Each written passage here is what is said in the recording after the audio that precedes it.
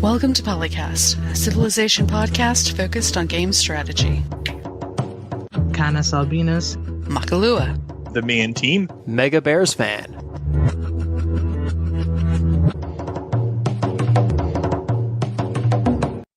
Hello, and welcome to PolyCast episode 380. I'm TheMeInTeam, and today I'm joined by CanusAlbinus. Oh, crap. I had something clever. Now I forget. Makahlua. More proof that it's a little too early for some of us for this. What? And MegaBearsFan. Now with a shiny new microphone that hopefully allows me to sound like I am not coming to you live from Mars. And don't worry, I never had anything clever.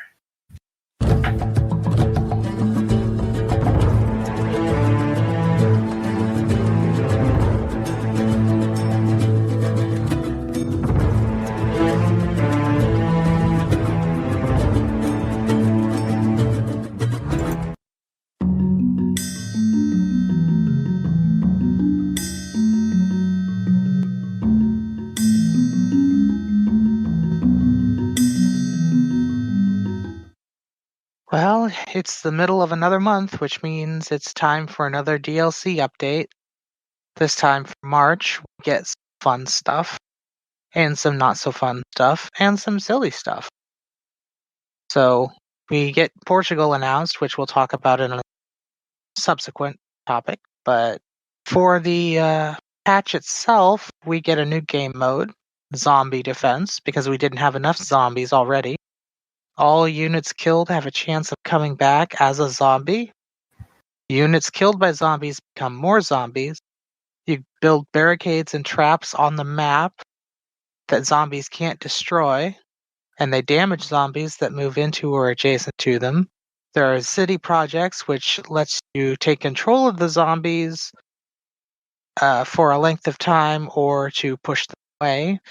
And you have an espionage mission called Zombie Outbreak, a chance to spawn a zombie for each tile worked by the target city. And I'm just sitting here thinking, remembering how Red Death the reaction to Red Death. Why did you think we wanted zombies? Because it's 2021 and I guess everything has to have zombies? But zombies were popular 15 years ago. Yeah, I was going to say, wasn't that like at least 10 years ago? I don't think it's quite 15, right? Not quite, but still. Maybe they heard me call them zomboys in some video many years ago, and then they decided that they had to include it. They heard that you want zombies? Okay. Ugh. I don't want zombies. I'm playing Civ, not Resident Evil. If you want zombies, you can just play other strategy games. Or get late enough and build some neighborhoods, then you'll get zombies, even in vanilla Civ. The video preview almost made it look like it plays out almost like a tower defense kind of game. It was weird when I was watching that, because like, oh, well, this just looks like annoying, because now all my land has to be going to zombie defense instead of building things that make Civ. So it's sort of like that old zombies scenario, or not, barbarian scenario in Warlords, but now it's apparently a game. Well, I guess since the last patch turned barbarians into actual people, they, had to have some mindless cannon fodder for us to keep killing. I guess that could explain why they did this. They could just bring back the aliens from beyond Earth. Whatever the heck those things were in Afterwar. It's time to actually shed light on the great mistake.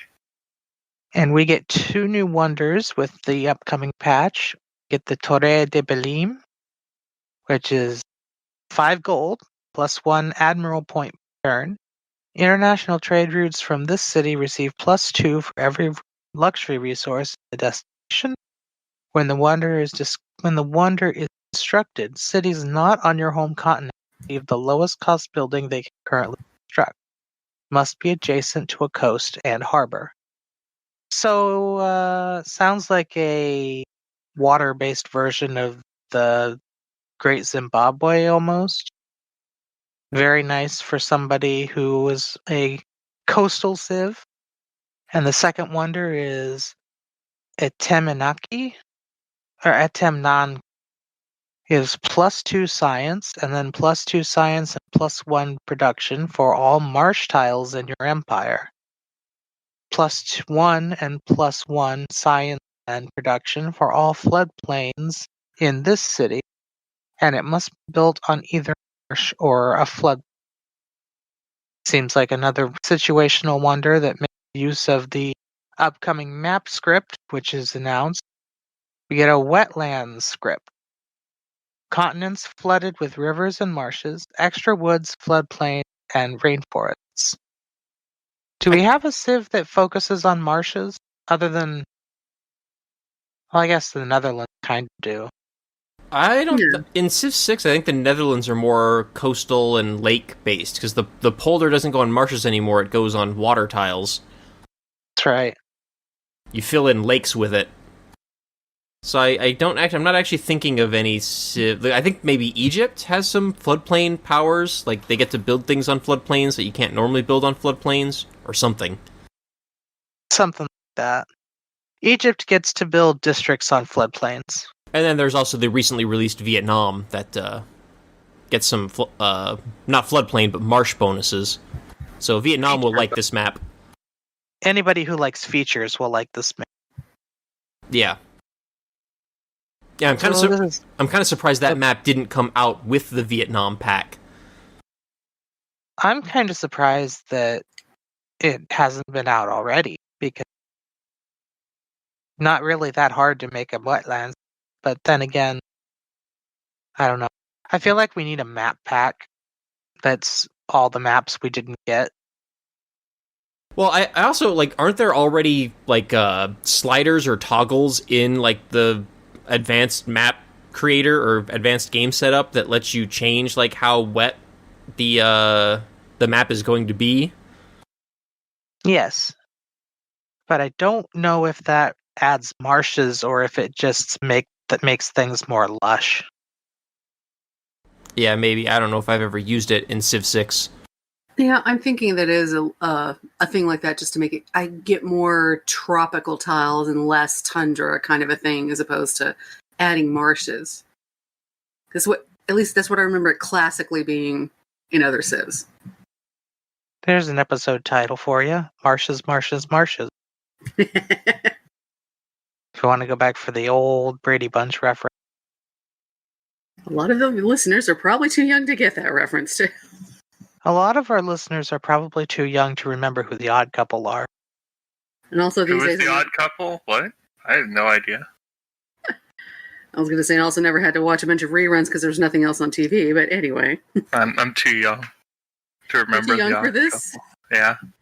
Oh, that's not necessarily true. My kid makes a habit of, like, putting on episodes of My Little Pony and then, like, not really paying attention to them because she's playing Minecraft or whatever on her Switch, and then she just keeps watching the same episodes over and over and over again because she keeps forgetting which ones she's seen because she's not paying attention to them. So I have the entire episodes memorized because I can hear them from the office, next to where she's watching them, but she has no clue which ones she's seen and which ones she hasn't. Ah, children. Hey, it's important to have something on in the background as you're doing something else. Oh yeah, I do it all the time, but I usually, put on something like Star Trek, which I've already seen, a dozen times, so I don't need to put that much attention on it to be able to keep track of what's happening. That's what I do, except not Star Trek. That's why I have 2 monitors. I can just use my computer for both. So I think we have a collective... excuse me. We have a collective sigh of, okay, not so much that interesting this time. Kind of a lackluster patch. Yeah, the Barbarian thing was pretty cool. I'm just automatically less interested in the, like, fantastical and sci-fi kind of stuff. I automatically have a -50 modifier toward any with zombies in it. Yeah, that's true too. Zombies have, as we've said before, been like overdone for at least the last like 10 to 15 years. I mean, they were cool in the 90s, maybe. So basically, things got fixed. Or things got added. I don't even know if we have any bug fixes we're getting this patch, or this one. Let me see. Yeah, I wouldn't rush to conclude things got fixed. Usually when you add new stuff, there's unintended and unexpected interactions, which we might get to one later. Yeah. Unexpected consequences. Best kind. Johnny returns. Yes, he does. It's actually a different one this time. Yeah, It's the still third, Johnny, though. It's a different Yeah. Johnny, but it's still Johnny. which is about as best as those of us that don't speak Portuguese can pronounce that name, because oh boy. Yeah, I call him that because when I was streaming Civ 4, I could never, ever get the pronunciation right, and people would give me crap for it. But when I stopped trying to pronounce his name correctly and just called him Johnny, then people didn't give me crap for it anymore. So apparently Johnny's the correct pronunciation, so there you go. Anyway, Portugal's back. What do they have? Porto do Cerco. All units are going to receive +1 site. You get +1 trade route capacity when you meet a civilization, and open borders with all city-states. It's like, well, hello. Now I want to load a map up with like about 10 civs so I can have all the trade routes. I mean, that's every civ you meet. That's more trade routes than usually. Like if you on a tighter map, if you meet all of your civs very early, you're going to have more trade routes than anybody could possibly have that early in the game. And I have to assume that when they say civilization, they mean like the actual full civilizations and not city-states, because the game does often use the word civilization like interchangeably in that regard. Like sometimes it does mean major civilization, sometimes it just means any civilization, including the city-states and free cities. So I'm assuming you don't get a free trade route for every city-state you meet, because that would just be absolutely crazy. Yeah, here I have like 30 trade routes. Yeah, that would way too many to manage. We're going to have to assume that till we actually see it in gameplay. The game definitely does that, though. I mean, anybody's seen the unmet civilization has been destroyed, and it turned out to have been a city-state message. Yeah. Well, and even some leader and civilization abilities, I think, do say, like, civilization, and it does include city-states. Like, I'm trying to think of one specifically, but I think there's, like, a couple that reference, like, if bonuses that you get in, like, another civilization's land or something like that, and sometimes it means major civilization, sometimes it means it also includes city-state. Yeah, they should disambiguate that a little better. Because the word definitely does not always mean the same thing when you see it. Or, maybe we really will get like 20 to 30 trade routes here. And then there's also similar issues with the word friendly. Because sometimes that means only your territory, and sometimes that includes the territory of your like declared friends and allies. Like I think that was the case with the Vietnam's ability. It says that you get that extra bonus in your territory or in friendly territory or something, but it does not include like allied territory. That might be a bug. Well, that is a bug. It's there's a question of which way it's bugged. If it's not doing what it tells you it does, it's bugged. Yeah, it's either a bug with the UI or the mechanic. Behavior. Yeah, it's just those words in the game are just like used ambiguously. Civilization and friendly are just ambiguous words in Civilization VI. Unfortunately. Friendly's a particular tricky one because I'm always like, okay, does that include declared friends or do they have to be declared allies? I feel like if they're friends and you have open borders with them, that should count as friendly. I mean, why use different words? You think so, but that's the same word. That's always something that I have to like double check. And even as I'm speaking now, I can't remember how that works because every time I play the game, I have to like refresh my memory on whether or not friendly includes that particular state of relations.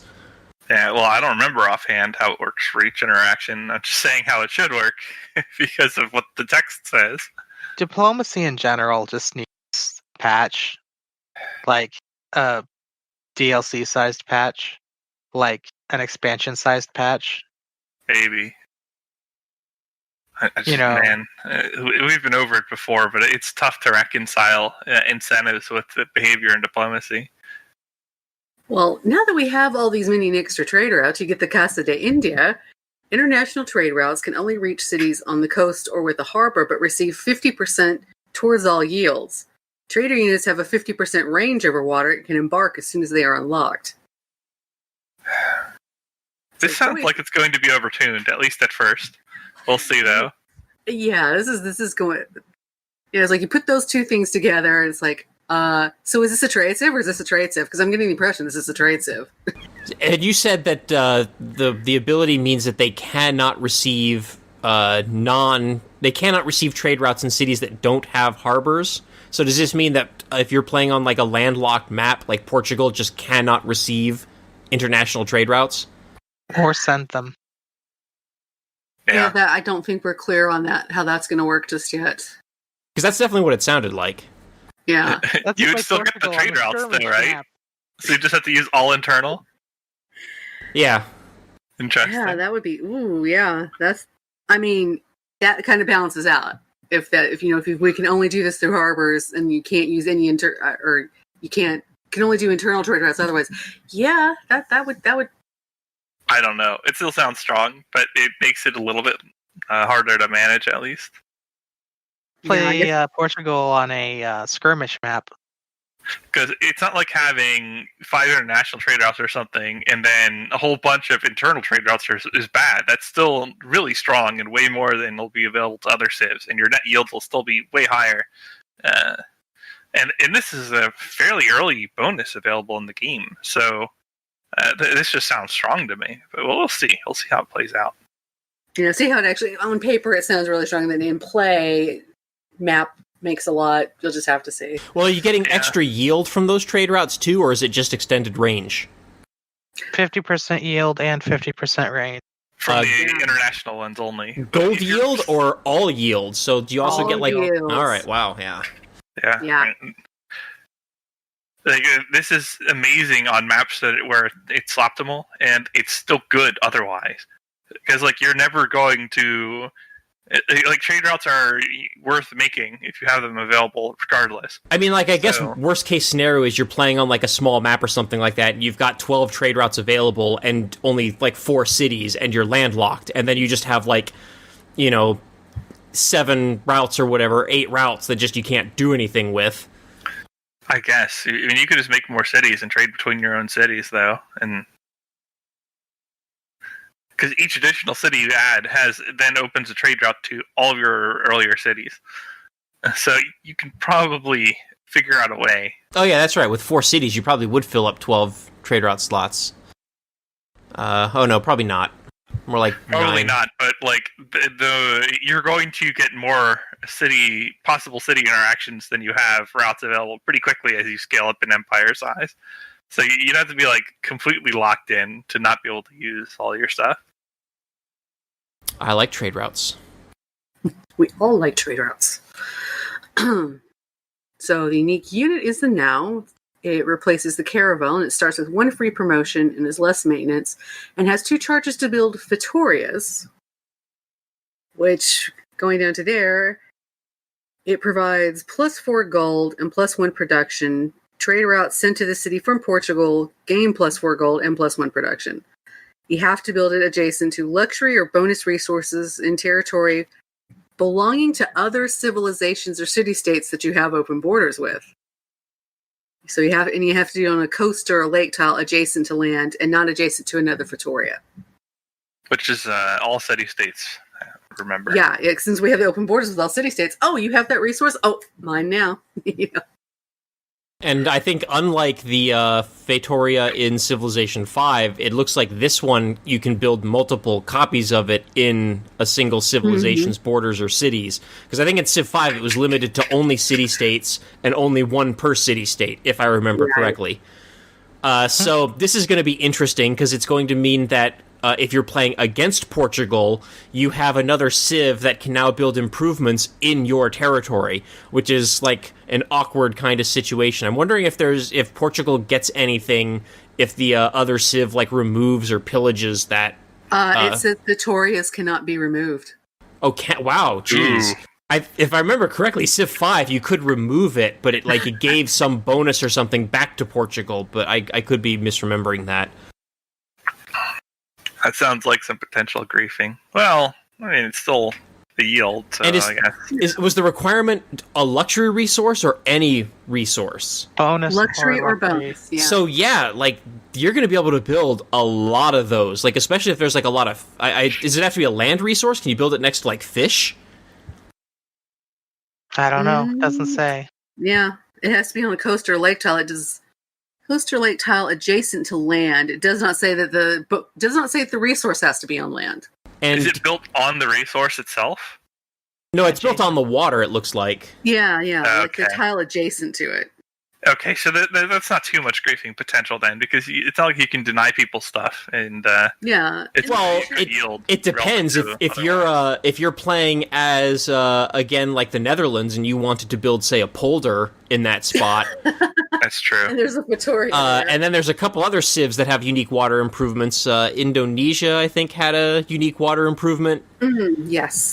But that's, I think, an early game one, so you should be able to get those out before Portugal is, dropping Fetorias all over the place. Yeah. Yeah. It would block fishing boat things if you wanted to do that with Liang. But it could also block wonder placement, so you could use this to block someone from building, the Sydney Opera House, potentially. Yeah. Unless districts, can replace it. Well, I don't know if it says cannot be removed. I don't know if a district will replace it, but I was sitting here thinking, if you got to a newer city, you could block them from building a really good harbor, or you could block the wonders. You could block the water park really late on. If you're worried about maybe they built a border city and you don't want them to build a water park and start spamming the bread and circuses or whatever the heck the water park equivalent is to pump out loyalty. Yeah, you could totally just block them from. And I don't think there's even a restriction on building these adjacent to each other. So if the map allows it, you can just build a line of them, continuous line all over the coast. Okay, yeah, you can't do a continuous line. It does say not adjacent to another Victoria. Oh, does it specify that? Okay, I missed that part. There's going to be a complaint thread at some time, though, where somebody gets their harbor blocked because of an awkward city placement, and then Portugal rolls up and drops a Victoria there. There's going to be a lot of games played across all the users, so it's going to happen to somebody. I do wonder, does this give yield to the player in whose territory it is built? Because it did say it gives gold and stuff like that, right? So the player gets something out of it. Yeah, +4 gold and +1 production in each of those tiles. And then Portugal gets bonus income on trade routes to that city or something? Yes. The same amount, that +4 gold and +1 production. But still, that could totally be used to troll the other players. Let's see, the one last thing is they get their unique building is the navigation school. It is +25% production towards naval units in that city, and +1 science for every 2 coast or lake tiles in this city, and +1 great admiral point. So they really, really, really, really, really want you to build on the coast as Portugal. Hide your kids, hide your coasts. And Maki, we have a comment on YouTube from Lofty Kurzabi welcoming you back and saying it's good to hear your voice again. Yes, there's no more snow. It is staying away now. It is almost through March. I doubt I will be seeing snow again this year, thankfully. Don't know that there's much else about Portugal other than in the thread over on Cybernetics. Everybody's noticed what we've noticed about the trade routes. It's wow, that's going to be ridiculous. Yeah, it's hard to have more to say about them, as usual, until we actually have a chance to play with them and find out if it is as crazy, potentially broken as we think it might be. Broken or just strong, we shall see. It'll probably get tuned if it's too much, as often happens with DLC. Yeah, I still think it's maybe not as crazy as Babylon and Gran Colombia were, but probably in a good third place behind those two. Well, yeah, if you put them on a mostly land map, they're going to have extra stuff, but they're not going to just roll over you. Right. Very much more map dependent than the other like really strong new civs that we got in these packs. The AI definitely won't use this to potential. No, Portugal is one of the ones that feels like it would be hard to teach to an AI what it needs to do. Yeah, you also can't tell the AI to please don't build a Feitoria in that spot, though, so they're going to build them wherever they build them. No, it stopped building. That is a problem. You don't have to give them open borders, at least. So if you want to make sure they don't... That's true. They do have to have open borders for that. Yeah. You can't just run in there and do it like you used to could in Civ V.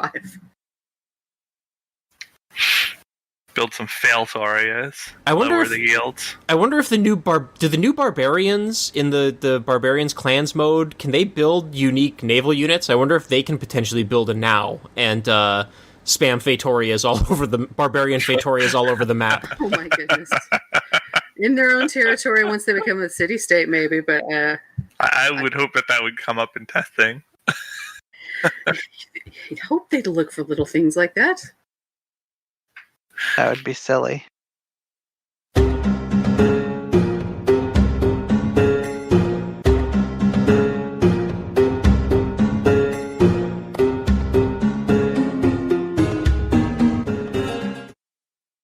All right, and we've spent the better part of the last year basically reading news because every few weeks we have new DLC packs coming out.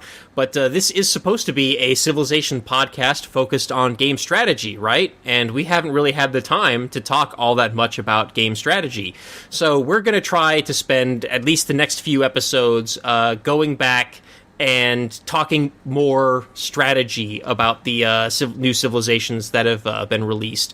I do believe we already talked about Grand Colombia back when they first came out, before we got backlogged with other topics. So we're going to go ahead and move on now to talking some strategy for the Maya civilization, which I think came out in the same pack as Grand Colombia, right?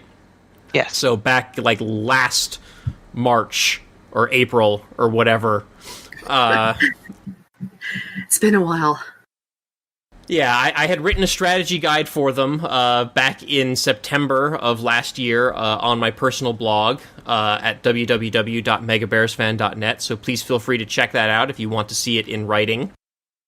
But if you've forgotten, the Maya had their special ability where they like to build their cities in very compact clusters within 6 tiles of the capital in order to get a percentage bonus to all yields.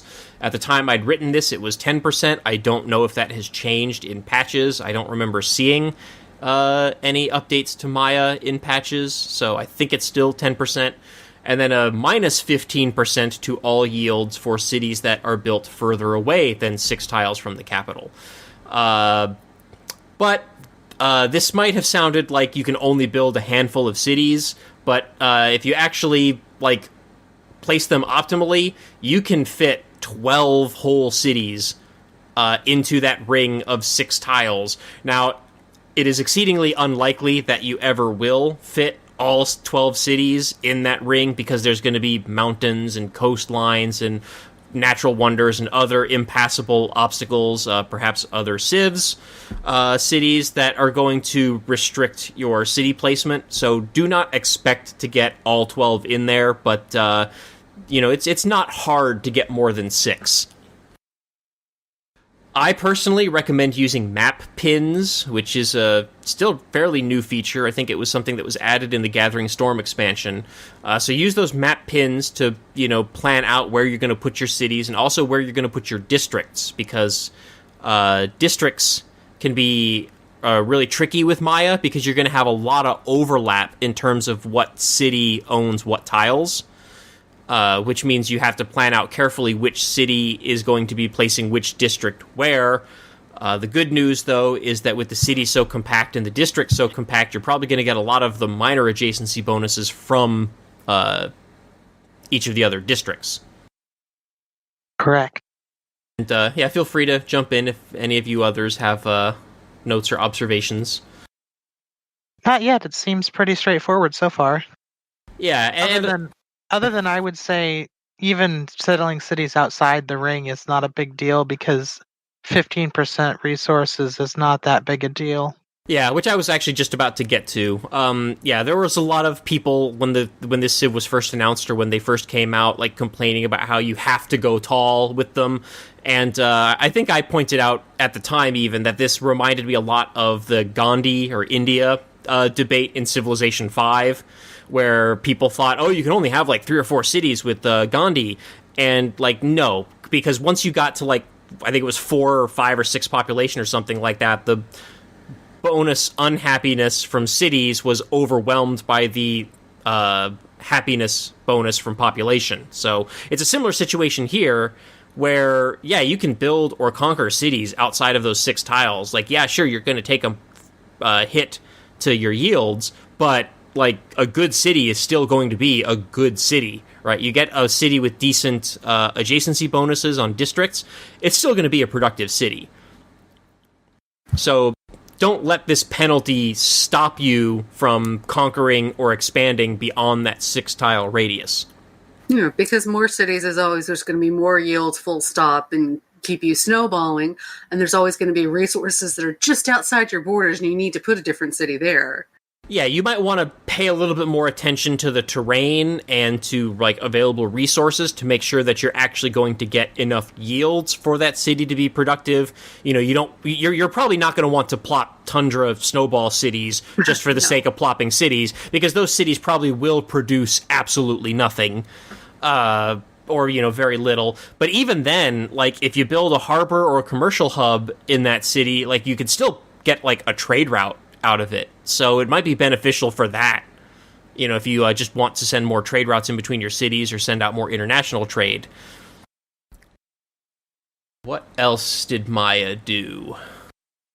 Let's see. So the leader ability was that settling next to fresh water or coast does not provide the extra housing, but instead each farm tile provides housing and gold and amenity. One housing and 1 gold, and then an extra amenity for each adjacent luxury resource to the city center. So again, placement of the cities is going to be very important, and this is another thing that might disrupt your ability to get that optimally compact city layout, because if you actually are looking for getting the adjacent luxuries to your city center, that might like screw up the optimal placement. So there's going to be kind of like a cost benefit there where you're going to have to figure out which is more important to you. Do you want, you know, to place the city so that you can squeeze an extra city in there, or do you prefer having like, you know, settling your cities in between like 2 or 3 luxury resources and potentially just starting with bonus amenity? They did change the amenity happiness scale like after this Civ was released to make it harder to get up to the bonuses for having amenity, so that probably makes this consideration a lot less important. I don't know if any of you have strong opinions about that. About amenities, it's harder to get them, but the bonuses aren't that severe, or the penalties aren't that severe, as far as I have seen. Yeah, really, it's just harder to get up to like that happy and ecstatic level where you're actually getting bonus yields from those amenities. Yeah, it's easier to get to the level point where at least you're not being penalized, but you're not getting that over the top, you know, extra resources anymore. So, you know, settling your city center next to some luxuries could be the thing that pushes you over and actually enables that city to be happy or ecstatic, in which case it might be worth doing. You know, it's really going to depend on how you play, because if you're the kind of player who just doesn't care about happiness and, you know, never bothers to build, like, entertainment complexes, then, yeah, don't worry about this. Just build your cities in as compact a formation as you can. But do spam lots and lots of farms. Farms are good. Maya like farms. Yes. They also like food. But I think everybody likes food. Yeah, and that is another thing to consider with regard to city center placement and luxury resources, is Maya do tend to grow pretty quickly because they do tend to spam a lot of farms, and you're going to want to spam farms and grow the population pretty high. So you might run into those happiness caps or housing caps a little bit sooner than you would with other civilizations. Well, the happiness or the housing cap isn't as big a deal because the farms raise the Right. the population cap. But they also have to build farms in order to not have a low population cap. Yeah, otherwise it's like, what, the base is 3, 4, something like that? 3. Housing? Yeah. They don't get bonus from fresh water, so it's like settling in the middle of the desert. Right. You can still build like aqueducts and stuff like that, though. So yeah, that can also be a really good source of housing. The Maya are not dependent on their rivers. Correct. And then their unique district is the, of course, observatory, which gives you bonus science for adjacent plantations and bonus science for every 2 adjacent farms or districts. Isn't +1 science for every 2 adjacent districts? Like, doesn't every campus have that? I think so. Isn't that just like every district gets minor adjacency from other? Yeah, okay, probably. So this is something else you'll want to build in the middle of rainforests because that's where most of the plantation resources are going to be. So you'll want to not. Well, I guess you can't chop the luxuries, but you might not want to chop bananas, and might instead prefer to just plop a observatory down next to those bananas, especially if you've got those clusters of like 2 or 3 of them, which are fairly common. Yeah. It's not like Civ 5, where bananas were better before they were plantation. Yeah, that was weird. And then their unique unit was kind of, I remember being kind of meh. The Hulchi, I think is how you pronounce that. It's a archer replacement that gets a combat bonus when attacking wounded opponents. It also has +3 attack from the regular archer. Right, yes. So a little bit stronger archer, which is going to be really good for things like hunting barbarians and defending against barbarians, and also defending against those early war rush civs. So if you start out and your immediate neighbor is someone like Montezuma or Tamiris or heck even Gilgamesh with his stupid war carts, you'll be in a little bit more defensible situation. And you'll also be helped by another of Maya's abilities, which was that all their units get +5 combat strength within 6 tiles of the capital. So lots of compact cities, and those cities are going to be very, very defensible, especially early in the game when you've got your unique archer. If you did it with the right timing, you could get a little swarm of them and go on a little bit of a rampage, but you couldn't really push as far as you might think. Oh yeah, against cities without walls, those archers are going to be really good. Mm-hmm. Once the walls come up, they're going to be, not quite so good, though. No. Oh, and they're, an important note is that the units' combat strength is only when attacking wounded units. They do not get a combat strength when they are defending in melee against wounded units. So, that's also something to keep in mind if you are planning on using them as like a defensive force. Don't let melee units attack them, because they're not going to get a bonus against that. I think it's a good idea to not let melee units attack your ranged units anyway. True. Yeah, broadly that's avoided. Doesn't mean you can always do it, but...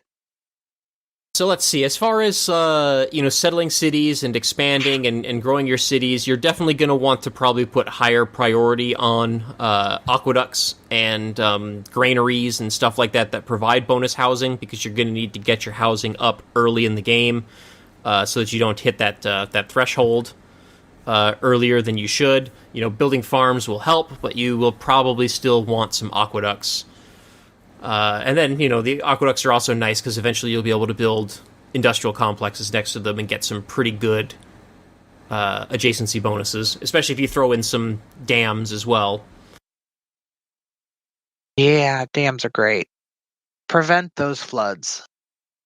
And Maya will also, because they get most of their housing from farms, are probably going to be clear-cutting woods, rainforests, and woods tiles. So you're going to need lots and lots of builders to A, chop those things down, and then also to B, to plop the farms underneath them. So taking policies like, Ilcum and serfdom, I think, early in the game will help you get those builders out quicker and give them more charges. The Pyramids World Wonder, if you happen to have any desert tiles around, would give them all an extra charge. And the Liang Governor will help give builders built in one city extra charges. What's the name of that building that you build the government district that gives you a worker and plus worker charges? Oh gosh, yeah, it's when you found the city you get a free builder. I don't think it gives you extra charges, it just gives you the free builder when you found the city. But if you do have serfdom in play, that builder will start with the 2 extra charges. It's not the audience chamber, it's the ancestral hall. Which is, pretty good for Maya. That's a good government complex building for any civilization that has like a unique improvement that you're going to be spamming a lot, because you're just going to need more builders. And having that builder when you first plop the city is, really helpful. Especially if you are doing a lot of like late classical or medieval expansion where you do have the serfdom policy in play. The ancestral hall is really good. Phil might still disagree that the Warlord's Chamber is still better. Warlord's Throne, yeah. But if you like to build, then the Ancestral Hall is really, really good. Hey, I like to build military units. Yeah, you don't need builders for that, though, so... Well, you make a few builders. That's right, so that you can chop things in order to rush those military units. Yeah, and I mean, there's some good tile improvements when you're building military units. There's nothing wrong with having some builders. Do you build military, what are they called? Military engineers? Not usually. Because you can use those to build, forts, which add tile defense. The zone of control. No, not U4.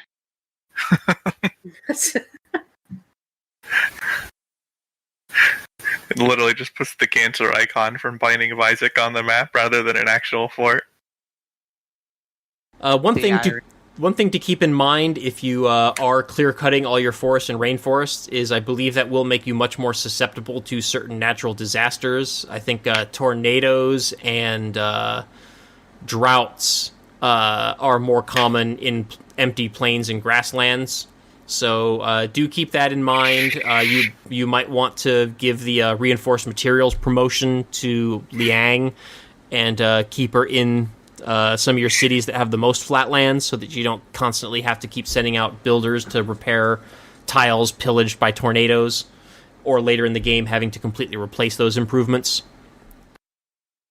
I still don't understand how a tornado could completely erase an entire crop. Like, oh, this tornado, it destroyed every farm, entire 500 miles square. Yeah, well, it's the same thing with forest fires, right? Like, Forest fires have a bigger chance of doing that, though. Yeah, but like every forest fire in the game is on par with like some of the greatest forest fires that we've seen. Well, again, it's, abstractions. It's not one single tornado. It's years or decades or whatever of tornadoes happening more frequently over the course of that decade, in different places in close proximity. So, yeah, it's all abstractions. I'm pretty sure that clear-cutting the forest doesn't cause more tornadoes, but it does cause more in reality. Yeah, it'll cause dust storms for sure, but dust storms also do not completely destroy entire farms. They do a much better job of it than tornadoes do.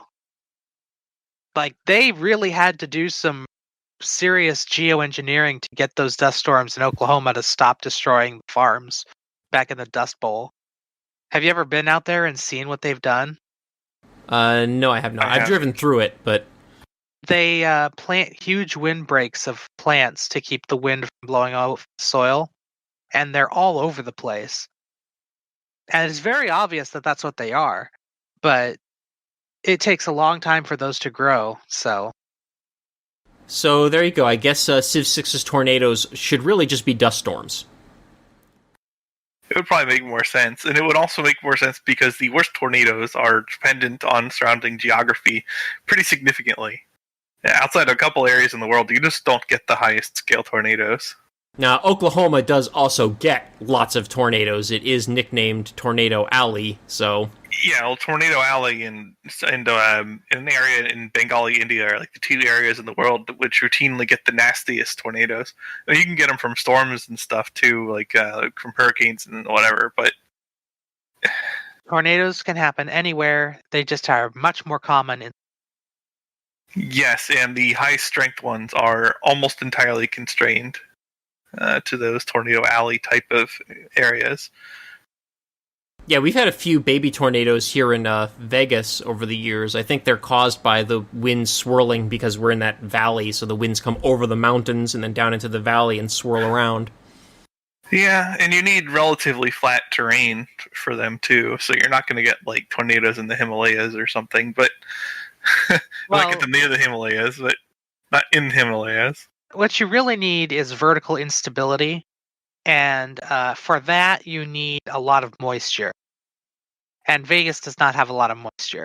Right, which is why when those tornadoes do happen, they are very surprising.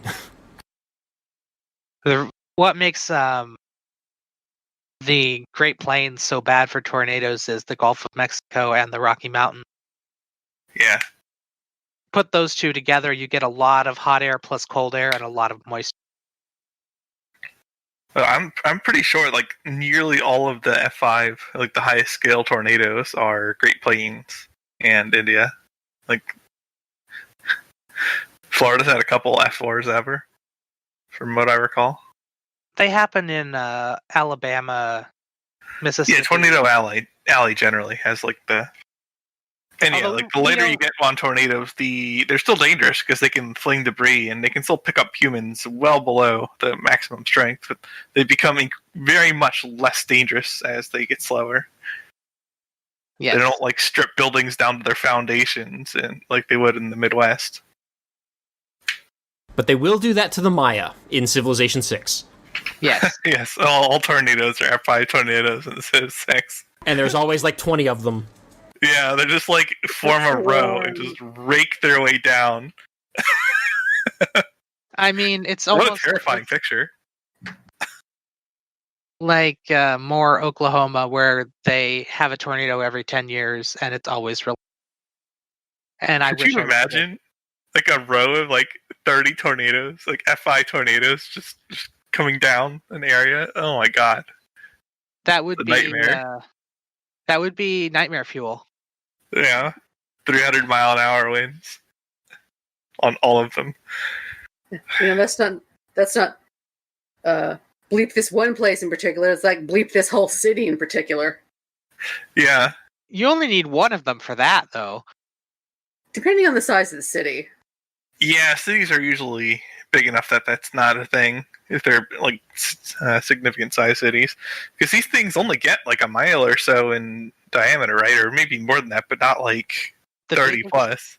The biggest tornado, yeah, definitely. The biggest tornado on record was like 2.5 miles across at the base. Yeah. So this is pretty devastating because these things move around, obviously, but that would not come anywhere near leveling a city. But if you put like 20 of them side by side and just raked it over a city, then sure. Thankfully, Mother Nature does not allow that to happen. Physics says no. Might be some interference there. But Civilization 6 says yes. Yes, exactly. Well, you don't see it, but they have spellcasters causing these.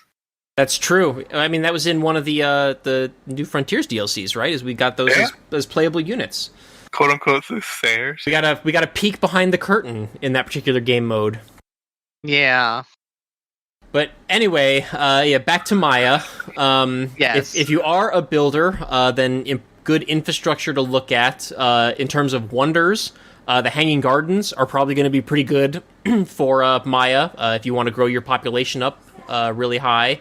And then any infrastructure or districts or wonders that provide regional bonuses are going to be really good for Maya, because those compact cities means you're much more likely for those regional bonuses to affect more cities than they might otherwise affect if you were a little bit more spread out. So I think the Jebel Barkal gives free faith to cities within 4 tiles. Colosseum, of course, gives amenity to tiles within or to cities within 6 tiles. Statue of Liberty later in the game is 100% loyalty for cities within 6 tiles. And then there's, of course, just your standard like industrial hubs. The factories and the power plants are probably going to be a little bit better for Maya, because they're going to, one single industrial hub is going to give those bonuses to more cities. And is Mexico City still in the game as a city-state? I assume it is, because they haven't added a Mexico civilization yet. It is. And I think that is still extends the effects of regional buildings to 9 tiles instead of 6 tiles, which means you build that like in your capital, and it is like covering your entire civilization. So... And I think there's also 1 or 2 great engineers who can extend the range of industrial hubs. Yes. I don't remember their names. I had written down in my guide that Nikola Tesla was one of them, but the abilities of the great people does change from time to time over the course of the game, and new ones get added, so it might be different ones now. I don't think they changed any of the old abilities in DLC. I know they added some great people, but I don't think they changed existing ones. Yeah, I don't think so either, but, just saying, this was written, more than 6 months ago, so things have changed. I don't know, any other good wonders for Maya? Oh, what's the one? I forget. Any of the newer wonders from the other New Frontiers? The passes... 5 swordsmen in general wonder. The which There's one? There's so many new wonders. 5 swordsmen plus general. Oh, that's the modern equivalent of the 6-axe wonder, huh? Yeah. Well, yeah, you can't axe rush people in Civ 6 very easily as the Maya, so... Is that the statue of Zeus? No. Screw that wonder. You're reminding me of the Civ 4 statue of Zeus. No, I just meant literally building the swords and calling it a wonder. Oh, okay. It's an old joke. Yeah. Well, there was a wonder that gave you free military units. I was wondering, because I thought it was spearmen. I was wondering if they changed it to be swordmen based on Phil's feedback. No. That spearmen suck. And let's see, as far as victory goes for Maya, obviously with the unique science district, you might want to look at a science victory. They'll be pretty competitive in that field, but still not quite as competitive as civilizations like Korea or Sumeria, which can just spam science improvements all over the map.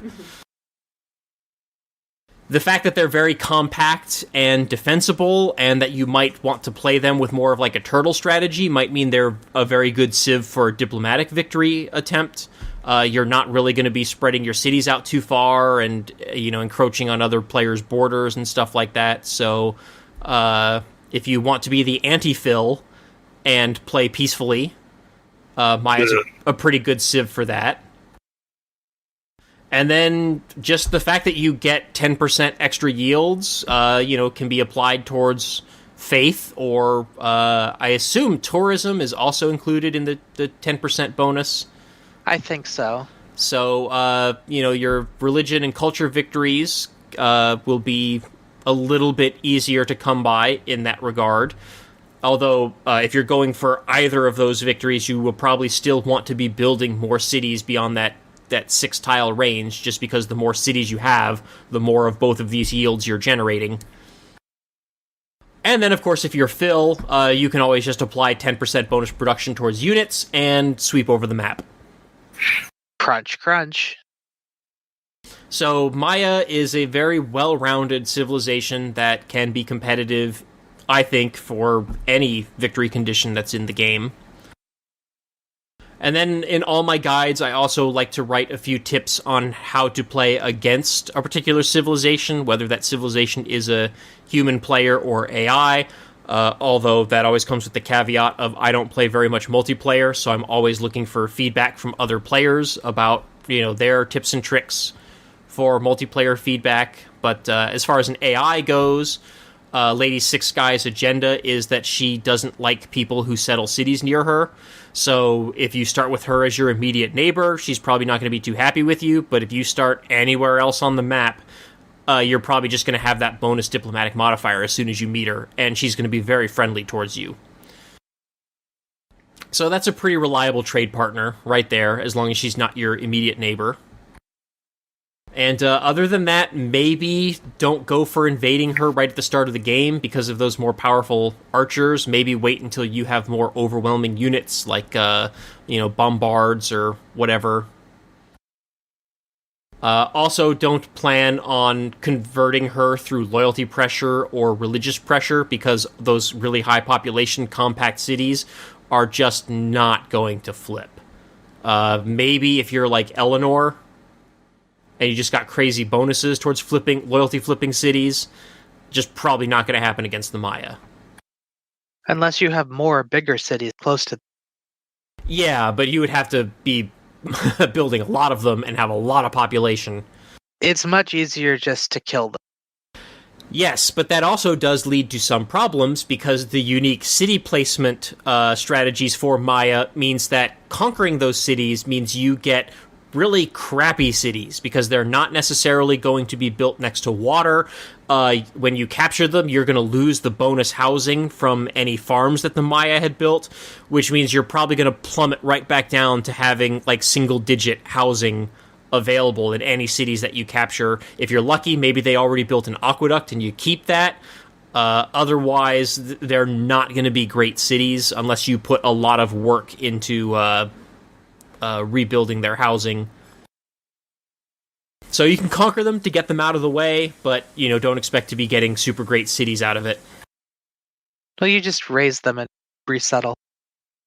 Yeah, that's true as well, aside, of course, from the capital, but the capital probably will be in a really good spot because the Civ VI map generator really likes to put capital cities next to fresh water.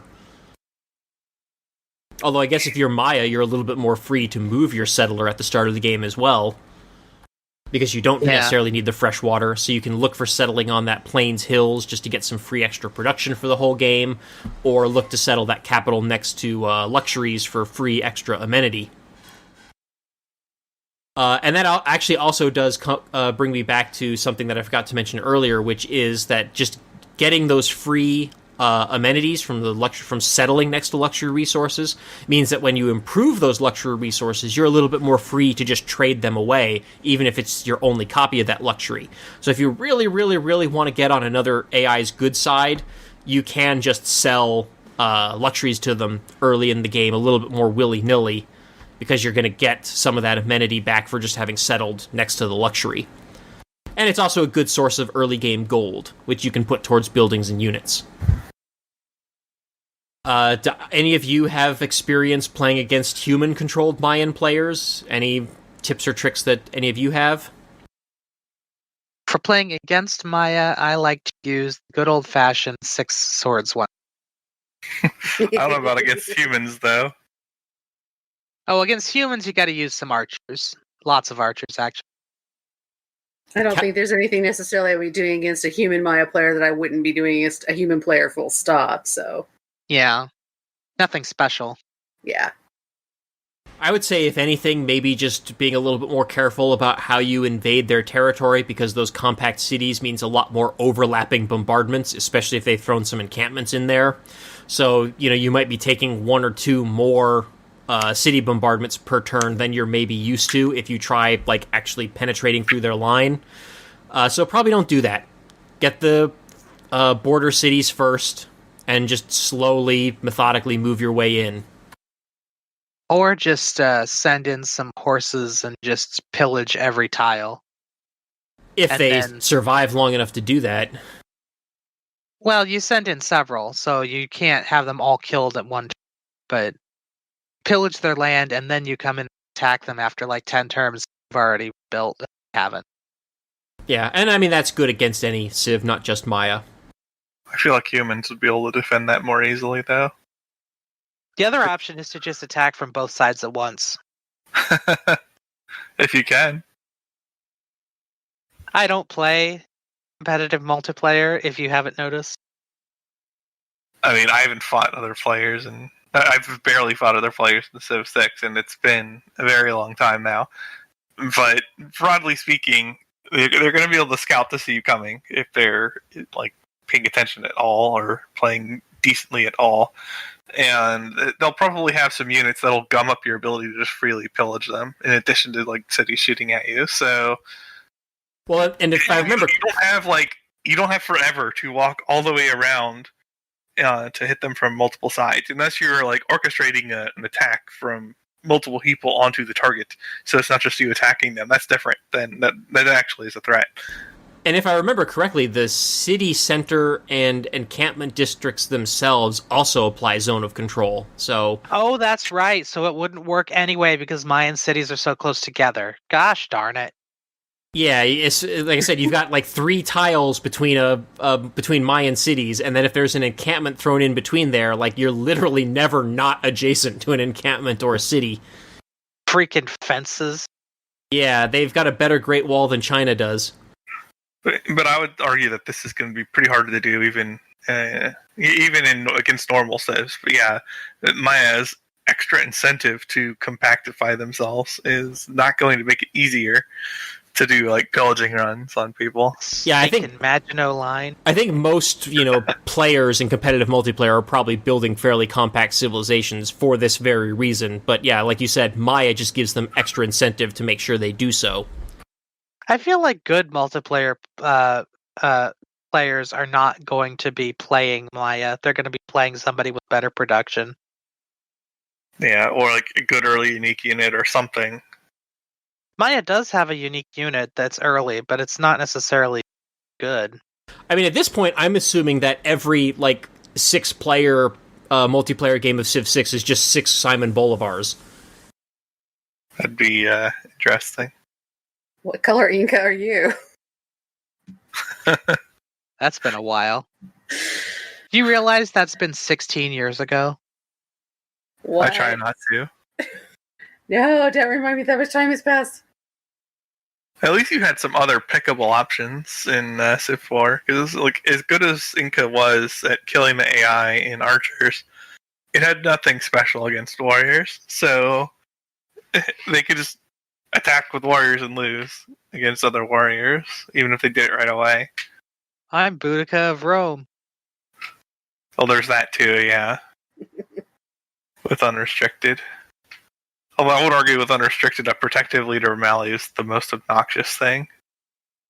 Because you just build a barracks and put counter promotions on. Including shock. It's so stupid. I miss the Civ 5 promotion trees.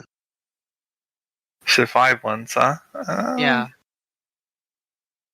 At least they gave you a lot of choice, and there was a lot more.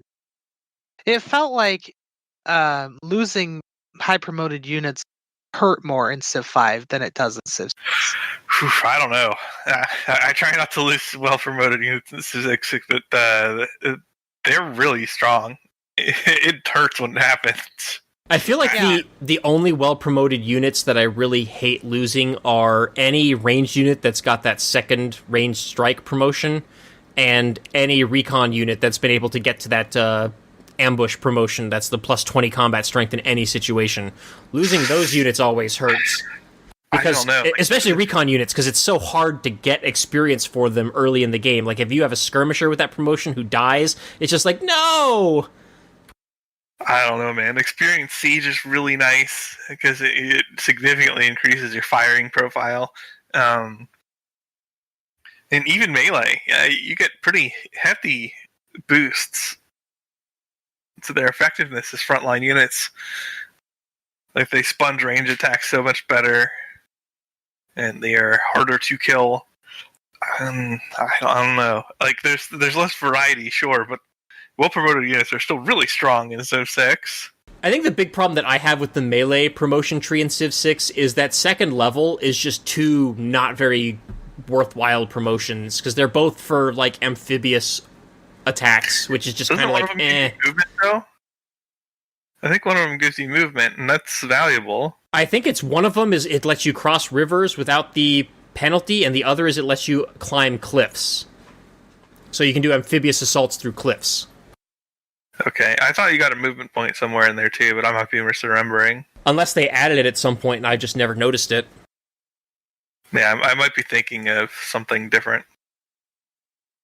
Still, crossing rivers is pretty nice when you're trying to maneuver around a city. Because a lot of them are settled on or near rivers. Yeah, but if you're sieging the city anyway, you've got units on both sides of the river, so... Yes, but you have to move them to get into that point, and doing that faster is... Well, I don't think it increases your movement speed over river. I think it just takes away the combat penalty. Oh, I thought it also lets you cross without losing all your movement. Maybe, but I don't think so. I'd have to double check that. The cliff one is more niche. Yeah, that's super niche. Although it's nice when you need it, it's nice, but it's not that often you need it. Yeah, I feel like those two probably should have just been the same promotion, and there should have been something else on the other side. But the ones that I care about are available early to melee units. And that's just like sponging and fighting better in melee. And worry about the rest later. So, speaking of unforeseen interactions, and yeah, we have another Spiffing Brit video showing off another unforeseen interaction. This one for infinite money, thanks to the new barbarian camps. Since you don't auto-pillage them when walking in anymore, you can raid camp. So he was informed, or he found out, or I don't know how he came to know it, but you can... with like normally when you raid the barbarian camp with your ship as the Ottomans, you get no money. But if you have the promotion for looting, then you do get the money from that promotion. And there's no limit to this, so you can just click it for infinite money. Specifically because the Ottoman unique privateer unit does not spend a movement point when it does a coastal raid.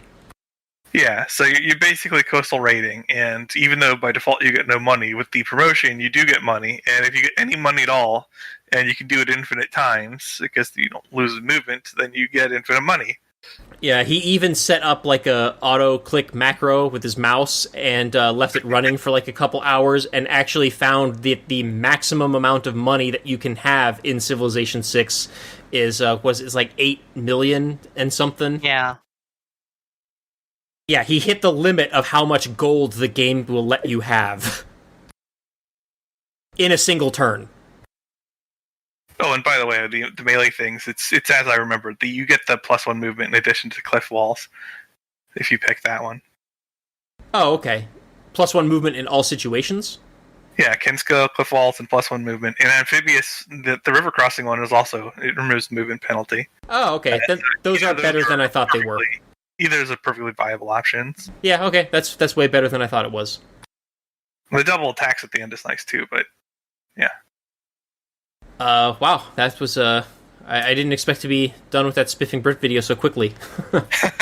Well, it's pretty simple once you get down to it. There's not a lot to say about having infinite money. It's pretty game breaking to be able to just buy anything you want. Yeah, the actual like exploit takes him all of like 2 minutes to show, and then he spends the rest of like the 20 or so minute video just buying up units and stuff like that and conquering everyone. Yes. So showing what you can do with that infinite money, but I don't think many Civ players need to be told what to do with infinite money. Buy everything, literally. Except more population. You can't buy that in Civ. You sort of can. Now, this video did expose something that actually does annoy me about the Barbarian Clans game mode, which is that, if I'm understanding correctly, if you're not playing with the Ottoman unique privateer, naval raider units cannot perform a coastal raid of the barbarian encampments, like at all. Because in order to, at least this is my understanding. I could be wrong, but as I understand it, in order to disperse the new clan in that game mode, you have to have your unit on the tile of the outpost, and then you have two buttons: one button to raid and one button to disperse. So it looks like if you're just playing as, say, like Norway, right, where just all of your naval melee units can do coastal raid, I don't think you can use that on the barbarian outposts anymore because you can't move the naval unit onto the tile for those buttons to appear. So unless they actually like put in another button that lets you do that from adjacent on the water, I haven't been able to test this yet. I'm assuming that you just cannot use raider units against barbarians anymore in this mode, which like really does kind of suck and hurt some of the civilizations like Norway that specialize in that. Maybe like if you had the promotion, like you can do the same thing that the Ottomans can do, you just can't do it an infinite number of times in one turn. You can just maybe use the coastal raid to quote raid the tile and just get the 50 bonus gold, but you don't disperse the camp or get the gold for dispersing it. But you can only do that once per turn. Maybe. I don't know. I haven't tested it. Well, that's your homework for the week. Yeah, I guess I'll have to try that out and come back in 2 weeks and let everyone know what I found. But if true, that does suck, because I actually really like the Naval Raider units. They are one of my favorite unit types in the game. I love me my privateers. And I also really like the Barbarian Clans game mode, so these two really liking of these things is in conflict. So hopefully I am wrong, or I am right, and Firaxis fixes it at some point. Yeah, because that does feel slightly unfair that only Ottomans can do it and nobody else. Yeah. Well, like I said, you can still do it with that promotion. You just only can do it once per turn, and it does not disperse the barbarian outpost. So, I mean, I guess maybe it lets you farm that, like, indefinitely. If you want to just sit there for multiple turns, you get less gold per turn. But it would be nice to just have the same options to either disperse or raid the clan using the coastal raid mechanic with an adjacent raider unit. Like, they should be functionally identical to having a land unit on there, in my opinion. But maybe there's some technical reason why they can't do that. I don't know.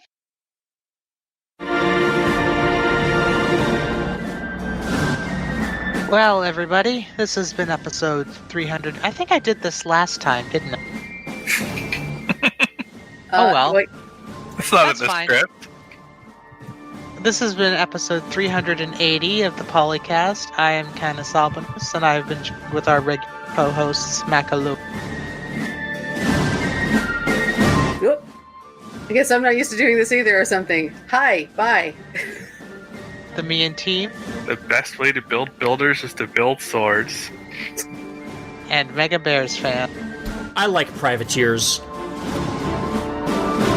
So you like big boats and you cannot lie. Yar!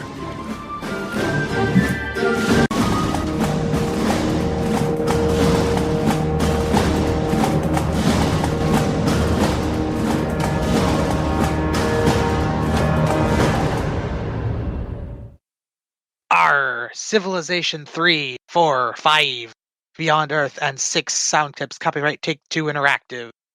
Copyright the PolyCast at thepolycast.net. Yar!